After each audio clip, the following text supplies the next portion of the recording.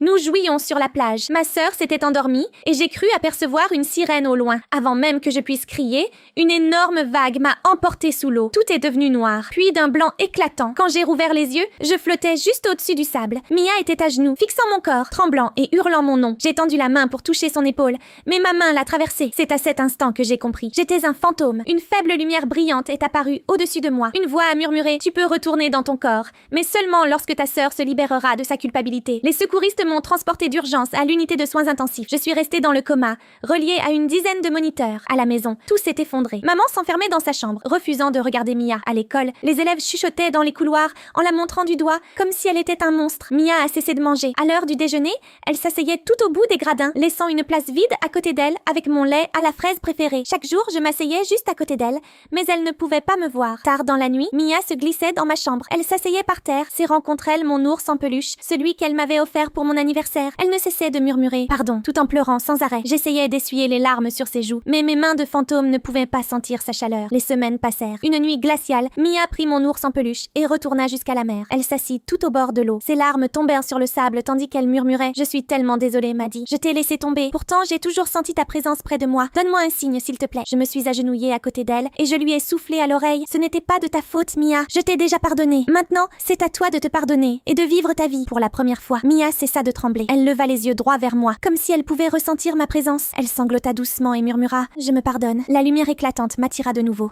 J'ai repris mon souffle en ouvrant les yeux sous les lumières aveuglantes de l'hôpital. Mia était assise juste à côté de mon lit. Quand elle m'a vue réveillée, elle a fondu en larmes et m'a serrée dans ses bras comme jamais auparavant. J'ai souri et j'ai murmuré « Merci de m'avoir retrouvée, Mia ».